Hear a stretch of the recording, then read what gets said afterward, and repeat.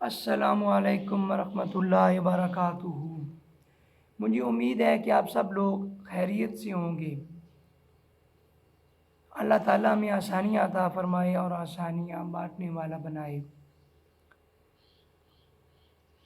آج کا ایک واقعہ میں آپ کو ساتھ شیئر کرنا چاہتا ہوں کہ ایک جگہ بیماری اور قحط سالی پڑ گئی، طاعون وغیرہ اور قحط سالی کی بیماری پڑ گئی، تو لوگ موت کے ڈر سے بھاگنے لگے۔ تو پورا گاؤں جو ہے نا وہ خالی کر کے جانے لگے۔ تو ایک بستی میں ایک جھوپڑی میں فقیر جو ہے عبادت کر رہا تھا، صوفی۔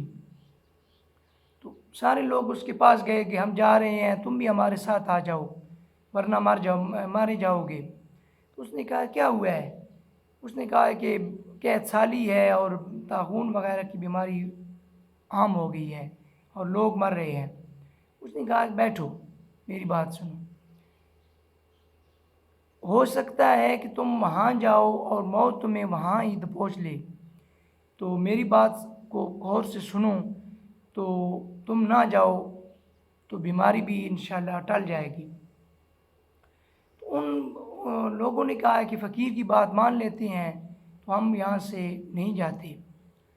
انہوں نے فقیر کی بات مان لی اور کچھ ہفتوں کے بعد وہ بیماری ختم ہو گئی اور قحط سالی بھی ختم ہو گئی، لوگوں کی اموات بھی بہت کم ہو گئی۔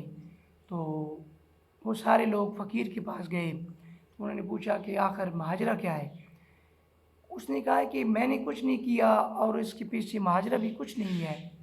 اصل میں تم لوگ ڈر کے بھاگ رہے تھے بیماری کی وجہ سے، تو ڈرنے سے نہ بیماری ختم ہوتی ہے نہ معاملات ختم ہوتی ہیں۔ تو میں نے کچھ نہیں کیا، میں نے تمہیں صرف نصیحت کی ہے کہ کوئی بھی مشکل آ جائے تو ہمیں اس کا مقابلہ کرنا چاہیے، نہ کہ بھاگ کر جانا چاہیے۔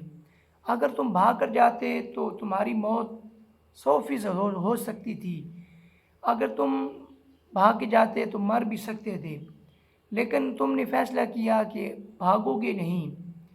اس لیے میرے دوستو، ہم لوگوں پہ کوئی بھی مصیبت، کوئی بھی مسئلہ بن جائے، ہمیں اس کا مقابلہ کرنا چاہیے، ہمیں اس کو فیس کرنا چاہیے، نہ کہ ڈر کے بھاگ جانا چاہیے۔